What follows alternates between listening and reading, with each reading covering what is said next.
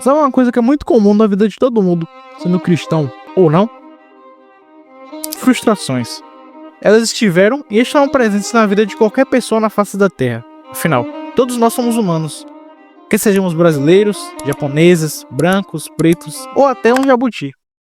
O ponto é, estar vivos exige que nós estejamos prontos para as adversidades da vida. E a que está mais presente na vida de todo mundo são as frustrações. E justamente por serem bastante comuns, todos nós teremos que aprender a lidar com elas. Mas enquanto aqueles que não se consideram cristãos aprendem isso de maneira empírica, ou seja, vivendo, errando e aprendendo, o cristão, em teoria, tem em suas mãos um livro de receitas, um manual de como se comportar perante a essas e outras situações. Mas, será que no final do dia, em relação às frustrações, esse tal manual é realmente levado em consideração? Ou, como acontece na maioria dos casos, tentamos ganhar essa disputa na força?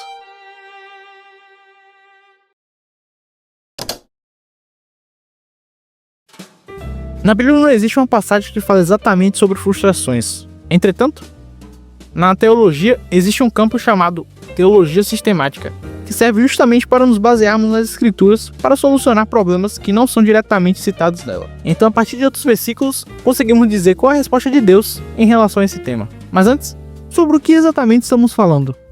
Frustrações não são coisas simples de se resolver? Não seria apenas entender onde você errou ou o porquê de ter dado errado? Reclamar só um pouco e seguir a vida? Sim, se você não for um cristão. Mas como assim? Como eu falei, enquanto aqueles que não acreditam em Deus seguem suas vidas de maneira às cegas, ou seja, o famoso vivendo e aprendendo, nós, cristãos, temos algo inestimável, um manual de instruções deixado pelo próprio Criador. Mas então, se temos esse tal manual de instruções, por que para nós, lidarmos com as frustrações é algo igualmente difícil? Simples, exatamente pelo que eu disse no início do vídeo, porque somos humanos. Porém, além disso, existe uma grande parte das pessoas que creem que nós deveríamos reivindicar nossas frustrações. E pior, influenciam outras pessoas a pensarem assim, como se frustrar fosse algo que não devesse fazer parte do vocabulário do cristão, dizendo até que profetizam ou declaram. Quando, na verdade, em nenhum momento a Bíblia nos promete uma vida de vitórias. Pelo contrário, no mundo tereis aflições, mas tenha de bom ânimo. Eu venci o mundo. O que é uma advertência do próprio Jesus, nos mostrando que sempre teremos aflição e frustrações. E é nesse ponto que mais uma vez estamos nos assemelhando ao mundo. E eu digo isso por mim também, sempre nos deixando influenciar pelos resultados dos nossos planos e seguindo o exemplo de todo mundo, menos o de Jesus. Sendo que o próprio Jesus passou por um momento de frustração. Na verdade, sendo um momento até muito pior. Em Mateus 26, do 36 ao 46, vemos Jesus no Getsemane orando, onde, durante sua oração, ele pede ao Pai: Meu Pai, se possível, afasta de mim este cálice. E nesse momento de angústia e frustração, Jesus chega a suar sangue. O que a medicina chama de hematidrose, que é causado por um estresse físico e emocional extremamente intenso, em que o sangue se mistura com o suor e sai pelos poros da pele. E como sabemos, mesmo após esse momento de estresse, ainda assim, Jesus não foi livrado de sua missão. Pois mesmo tendo medo e angústia como principais emoções naquele momento, ele ainda assim finalizou sua frase dizendo: Mas que não seja feita a minha vontade, e sim a tua.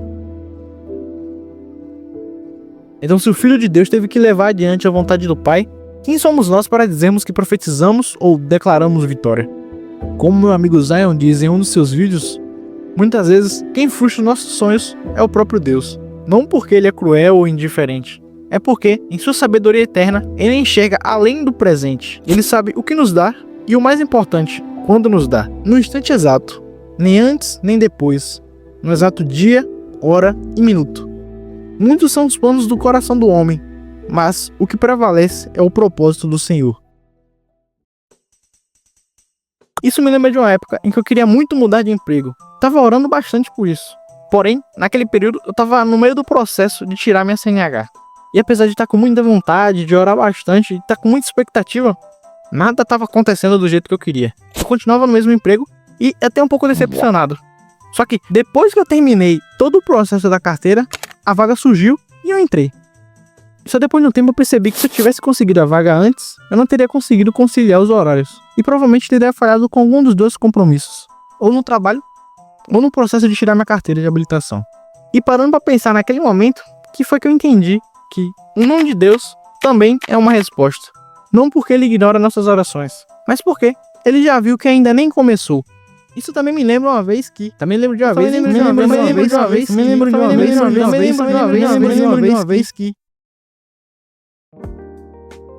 Percebeu? Se analisarmos, existem incontáveis situações em nossas vidas que se encaixam perfeitamente nessa descrição. E eu não tô falando só de situações em que eu consegui uma resposta plausível do porquê da minha oração não ter sido atendida naquele momento. Porque muitas vezes vamos passar o resto de nossas vidas sem saber a razão do porquê de algumas das nossas orações não terem passado pelo filtro de Deus. E algumas respostas vão permanecer escondidas deste lado da eternidade. Mas devemos, acima de tudo, ter em mente que todas as coisas cooperam para o bem daqueles que amam a Deus, sendo nossas frustrações ferramentas utilizadas por Deus para nos lapidar. Por que está assim tão triste, ó minha alma? Por que está assim tão perturbada dentro de mim? Ponha sua esperança em Deus, pois ainda o louvarei. Ele é o meu Salvador e o meu Deus. Enquanto continuarmos tentando vencer esses momentos de frustrações na força, vamos continuar fraquejando. Afinal, é exatamente isso que o mundo faz. Aqueles que não creem, fazem isso porque não conhecem a Deus. Mas e nós? Nós, como seguidores de Cristo, deveríamos ser o exemplo de pessoas que esperam, sem pressa, ansiedade, e quando não conseguem, não se frustram nem se abatem. Pois nós buscamos aquele que nos conhece mesmo antes de termos sido concebidos. Então qual o motivo da pressa? Qual o motivo da frustração? Mas ainda assim, Deus é tão soberano que ainda em meio a nossas fraquezas e momentos de dúvida, Ele nos aperfeiçoa. A minha graça te basta, porque o meu poder se aperfeiçoa na tua fraqueza. Logo, até nesses momentos em que nos pegamos pensando sobre o resultado de nossas orações e esforços não terem sido correspondidos, Deus ainda assim nos mostra que Ele é Senhor. Em seu livro O Problema do Sofrimento, C.S. Lewis vai nos dizer que Deus sussurra em nossos prazeres, fala em nossa consciência, mas grita em nossa dor. Ela é o megafone de Deus para despertar um mundo surdo, sendo até nossas dores e frustrações maneira de Deus nos mostrar sua glória. Então, tendo em vista tudo isso que discutimos, qual deveria ser a nossa atitude perante isso? Nos acostumar com os resultados, pois essa é a vontade de Deus. E eu não digo isso sendo um fanático religioso ou tentando ser um conformado derrotista, mas sim aceitando o que é o mais sábio a ser feito. Mesmo isso não sendo fácil? Sim. Pois é por isso que seguir a Cristo é tão difícil. É muito mais fácil ficar resmungando das minhas derrotas do que engolir e aceitar que talvez Deus queria que fosse assim.